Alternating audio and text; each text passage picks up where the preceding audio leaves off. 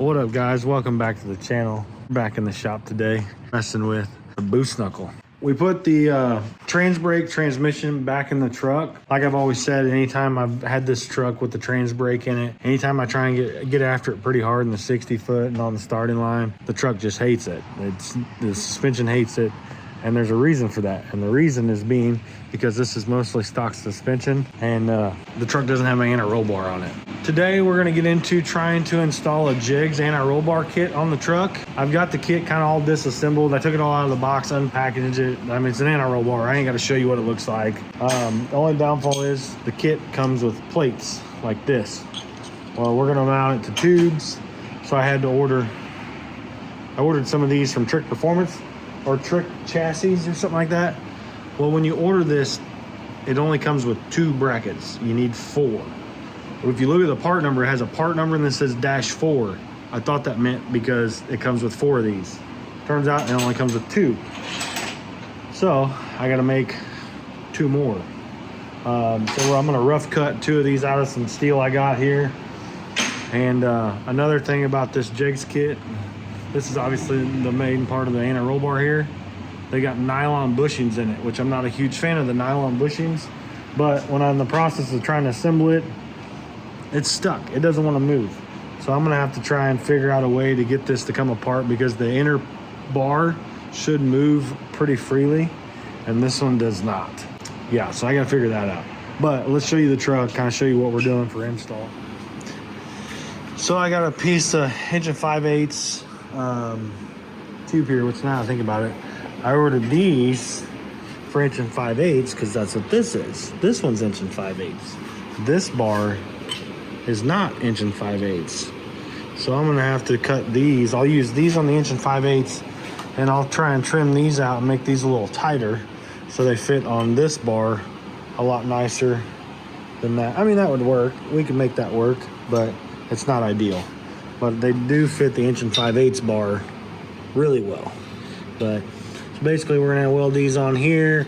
The bar's gonna have to get welded in here. I don't really have a good spot that I wanted to do this, so I just opted to kind of shove this bar up, and then the anti-roll bar is gonna hang out over the rear end, and then the bars will drop in behind. I didn't want to put them in front. Like if I flip the bar over on this side, then the bars were gonna be on the front side. I didn't have enough room between here to add a bar and then that, and then the length of the arm. So it's just gonna work better here. But I will add some plate here, weld it into the frame, the bar, and on this bar here. And then we'll add a gusset back here on the back side, triangulate this, weld that in. And then we'll come back here and then we'll weld the bar to this bar and the bar to the frame here as well. So we gotta do some cleanup there. You can see I got my spot marked where I need to grind all the POR15 off the frame there, over there too. So I'm just gonna get into it, start cleaning and prepping all this stuff, and then start cutting these out. We'll start getting this mocked up, and then I gotta figure out, I'll probably wait until after I get them welded onto this, and I'll probably try and get this out. I don't know why. I don't know why it fits so tightly. I mean, I had to beat it in with a hammer. You know, should have told me that it was not right. But and then our links, really heavy duty links and arms there. But anyways, let's get into it. We'll start tacking some stuff together, see if we can get it kind of mocked up, get an idea where this is gonna go, see if we can burn some of this stuff in. All right, fellas, so I've just been out here just grinding away on this thing. Grinding away, see what I did there? We got our tabs welded on our bar here. They're relatively straight. And then we got our tabs welded on the chassis bar. And then I've got plates made on the ends and on the inside, so I can go through there. Everything's back welded here. I tried to MIG and, well, I MIG'd what I could, I TIG'd what I could. It's kind of like slides in place just like that, and then I'll go through and I'll run a weld here, run a weld here, same thing on the back side, and then I'll probably try and put a weld down there on the bottom just to connect it to the bottom side of the frame on both sides. And then, oh yeah, and I got my tabs tacked on the axle tubes there. So I'll have to get the wheel, get it up in the air, get the wheels off of it and weld those in. And I I'm just kind of winging it. I don't really know what's the right or wrong way to do this. One, I need to make sure everything fit underneath the bed floor, which I think it does. The truck is going to squat, therefore the arms will go up. This isn't set up to separate. So yeah, so the arms will go up, and I should have just enough room. I mean, we may get in a situation where we have to cut a couple little holes in the tops of the boards so the arms can come through if it got that carried away. I'm gonna get this burn in, and then I'll bolt this back on there, semi fasten the links up to it, kind of show you how it all lays out, and then we'll have to get in and burn all this in, or burn the tabs in on the axle tubes, and then we can paint everything, and then we'll just touch up the axle tubes whenever we get those welded in. So I'm gonna stop rambling. We're gonna burn this in. Hopefully we can get it to the track and test it and see if we can sort out this whole shitty launch. Looks like the G-body shuffle this thing's got. As you can see, I got the bars kind of painted roughly. I'll go through and obviously touch them up, but just wanted to get some paint on them so they don't rust. And then as you can see here, we started tacking everything in place. And I got a lot more of this side over here welded. Got a few tacks on here. And then got a few more there than I did on the other side. Obviously we're gonna bead down and bead across, and then we'll try and do something on the back side there. Shouldn't take a whole lot, you know, maybe 10 minutes each side to button up, and then probably 15 minutes to finish off the brackets on the bottom. Just have to get it up in the air, get the wheels off of it so I can get in there. But we'll get all this finished up, and then hopefully we can go out and give it a shot and see how it works. All right, so we got the bar all welded in. I mean, she's not the prettiest, but I mean, it's gonna hold. I'm better at TIG welding than I am MIG welding. I went up to the Tractor Supply place and got us some powder coat here. So we're gonna go through and powder coat all of our welds, make it look a little nicer since we already painted this bar here. So now I'll go through and touch up all that stuff around the ends there with the powder coat, the poor man's powder coat here. I have to get it up in the air, get the wheels off of it so I can finish welding the tabs on the axle tubes. And we'll touch up the axle tubes with some powder coat. And then we should be able to bolt this thing in and have a roll bar in the truck. So let me get this cap off here, and then we'll get these painted up. Well, we got our brackets all welded in down here in the bottom, and got everything painted, and then started grinding on stuff. Now I got dirt all over my fresh paint. But we got those all welded in. And before we hook the links up, I want to go up here and jack the front end into the truck, this corner, because this corner would come up, the other corner would stay down.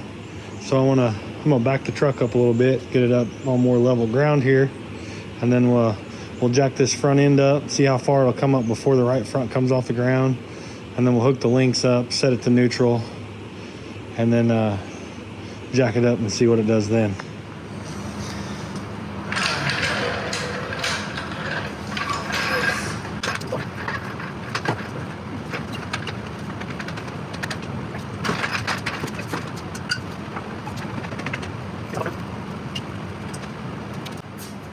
This one's off the ground, and we're at about 27 3/4, depending on where you measure out of the fender.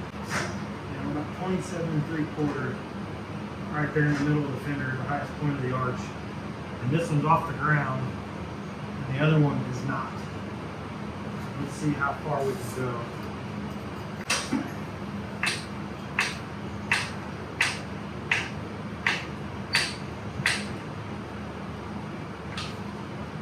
Down here we're 31 inches.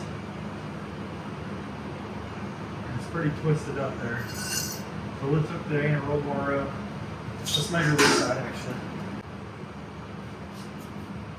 So the driver's side is 31 inches off the ground, the passenger side is 25. So let's hook the inner roll bar up and try it again. But it was 27. Yeah, whatever I said there, 27 and something before it just came off the ground.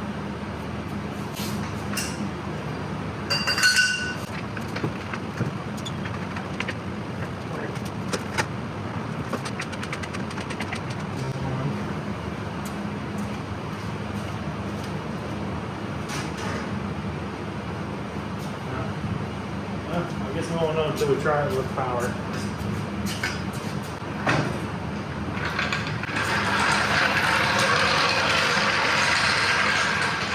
Well, that last test, We raised it up to 31 on this side. The other side was 25 before. This time it was 26. So it's going up a little bit further with it, or tighten up the inner roll bar a little bit on the passenger side to help drive that front down and this side up. But we got it all on there, and it's all there. I don't have my bolts tight or nothing yet, but tried to put everything at neutral, and the bolts are loose. And so I don't know. All we can do is try, but it's in there. It's got an inner roll bar in it now. Hopefully it'll help whenever the truck squats. It doesn't want to drive that left front up quite so bad. All right, guys, as you saw there, we got the inner roll bar all buttoned up, welded in. When I was doing my measurements, you could tell when I first started trying to measure the front end to see like how far the truck was twisted and stuff, I took my measurements, but I didn't pay attention to the rear axle. As you can see on the second time, after I hooked the inner roll bar up and I raised the truck up in the air, it was actually picking that left rear tire up. So that just goes to show how much tighter the chassis is with that anti-roll bar. All my measurements that I was trying to take in the front end, trying to see that, like, I don't know why I thought jacking it up right here was going to pull that front tire off the ground. Didn't make I don't know why I thought that was going to make sense. It didn't make any sense, but it does show you that the inner roll bar does do something. That's a good thing. I did put together another tune-up. We're going to go out, we're going to go to Mexico and do a little bit of driving with this thing. Right now the weather is actually cooling off, so the streets in Mexico aren't very warm, but before, this thing would really struggle to plant like 14, 15 pounds on the street. Like, it just wasn't going to happen. I don't know that the anti-roll bar makes that much of a difference driving down the road. Depending on how loose the suspension is, you know, it could help with this truck. I don't know if it will or not. It may still just knock the tires off of it. I've got an 18 pounds of dome pressure, which makes about 18 pounds, a 20 and a 28 pound dome pressure tunes in here. So the 20 pounds makes like 19 and a half. So I'm hoping like the 28, based on kind of the direction it's going, I'm hoping it'll make like 22, 23 pounds on 28 pounds of dome. Anyways, I'm gonna throw a tune up in it. Hopefully go grab a GoPro. We'll go out and we'll try and make a few little licks with this thing.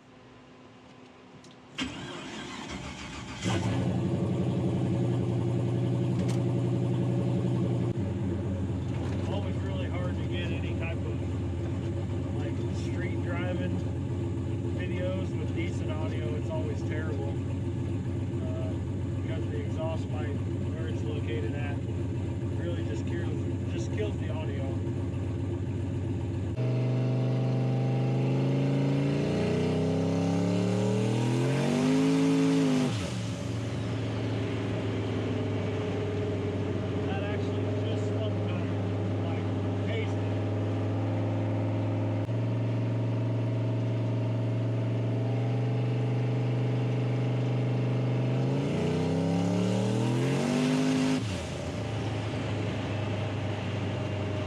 This thing with the 5.3, same turbo and everything in it, on like 14 pounds, this thing would go like 630s in the 8. Where foot braking it, I had to run 20 pounds to get it to go 630s in the 8. The difference was 2/10 on the 60 foot, so that'll make them about, for every 10th of the 60, you'll pick up a 10th and a half. It's about 3/10 off. So in theory, 20 pounds, if we just picked it up in the 60 foot, should go 6.0s.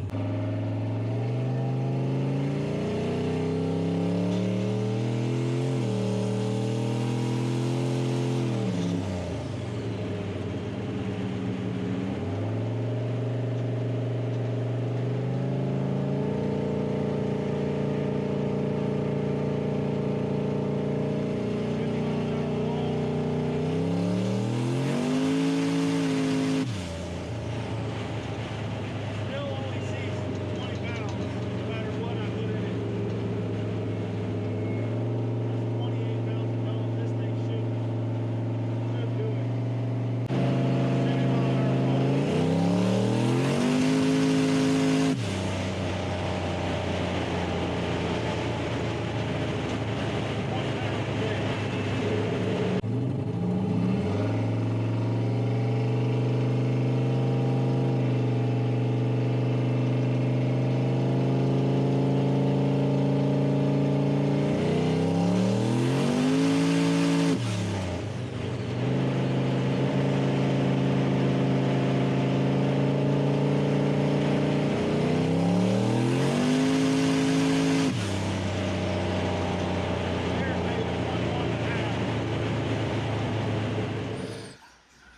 So let's check this out and see what kind of boost it made. Like I said, this is set up for 20 pounds or 28 pounds of dome. So this is the first couple of little pulls we were making. Let's see, RPM, TPS rolls up.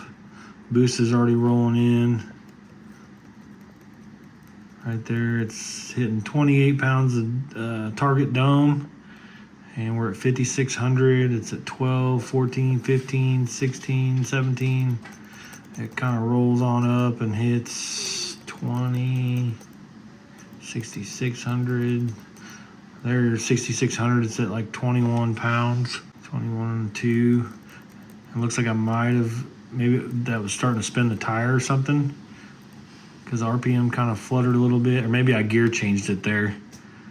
And since it was maybe spinning the tire. But yeah, so that one made about 21, just over 21. But it's making more boost. I don't know that the anti-roll bar made much of a difference. Making street pulls, we'll have to wait, get it to the track, and test it that way and see what we can do. But I'd like to see this thing go bottom 130s, 60 foots, if not a high 120 now.